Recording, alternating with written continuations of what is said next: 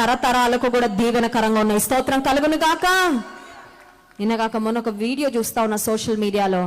Joseph Vijay తమిళనాడులో మరి chief మినిస్టర్గా ఎంపికైన ఆయన తండ్రి ఇంటర్వ్యూ ఇస్తా ఉన్నాడండి. ఆయన చెప్తున్నాడు, ఆయన తల్లి అంటే జోసెఫ్ విజయ్ వాళ్ళ నానమ్మ గారు చాలా ప్రార్థనా పరురాలంట.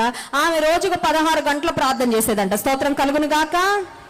ఆమెతో జోసెఫ్ విజయ్ పడుకునేవాడంట. నానమ్మ నానమ్మ నానమ్మ అని ఆ జోసెఫ్ విజయ్ గారి తండ్రి చెప్తున్నాడు, ఆ నానమ్మ ఈ మనవడి కొరకు ఎన్ని ప్రార్థనలు చేసిందో నాకు తెలియదు, కానీ ఈ రోజు ఆమె ప్రార్థనలకు జవాబే నా కుమారుడు ఎలాంటి పొలిటికల్ బ్యాక్గ్రౌండ్ లేకుండా దేవుని ద్వారా హెచ్చించబడ్డాడు. స్తోత్రం కలుగును గాక.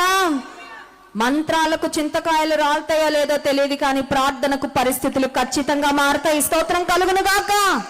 ఉందా విశ్వాసం నీకు? నీ కన్న తండ్రి మీద, నీ పరలోకపు తండ్రి మీద ఆధారపడే మనసు నీకుందా? ప్రభు ఖచ్చితంగా